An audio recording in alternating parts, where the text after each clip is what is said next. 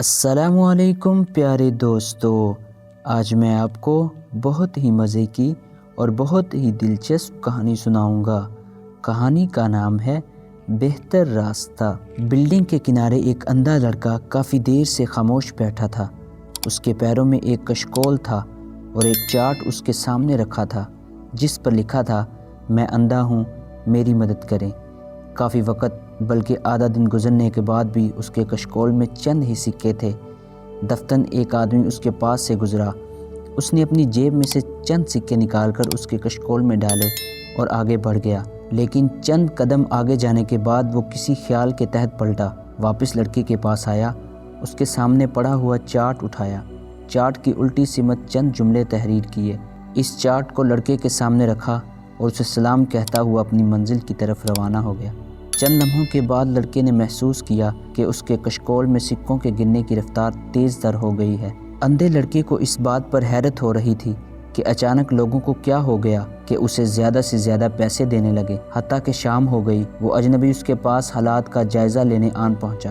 لڑکے نے اس مانوس اجنبی کی آواز اور قدموں کی چاپ سے اس کو پہچان لیا۔ کیا تم وہی ہو جس نے صبح میرے چارٹ میں تبدیلی کی تھی؟ اجنبی: ہاں میں وہی ہوں۔ لڑکا: آپ نے کیا لکھا تھا؟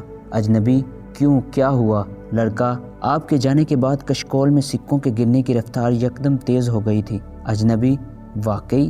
لڑکا: جی ہاں، اسی لیے تو میں پوچھنا چاہتا ہوں کہ آپ نے کیا لکھا تھا؟ اجنبی: صرف سچ لکھا تھا، لیکن تمہیں کیسے پتہ چلا کہ میں نے تمہارے چارٹ میں تبدیلی کی ہے؟ لڑکا: اس طرح کہ جب آپ گئے تو لوگوں کے رویے میں اچانک تبدیلی آ گئی۔ اب لوگ سکے دینے کے ساتھ ساتھ پیار کا اظہار بھی کر رہے تھے۔ جلد ہی مجھے بہت سے سکے بھی مل گئے اور میں نفرت کا شکار بھی نہ ہوا۔ اجنبی: واہ واہ، بہت خوب۔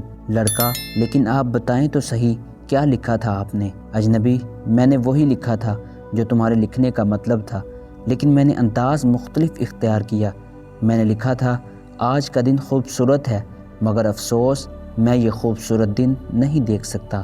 اس سادہ سی کہانی میں ہمارے لیے بہت کچھ ہے۔ جو کچھ آپ کے پاس ہے اس پر شکر گزار رہیں کہ بہت سوں کے پاس اتنا بھی نہیں ہے۔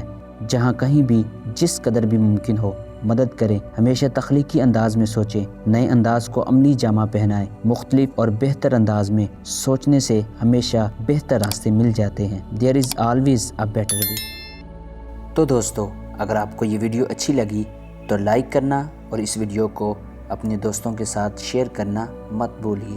شکریہ۔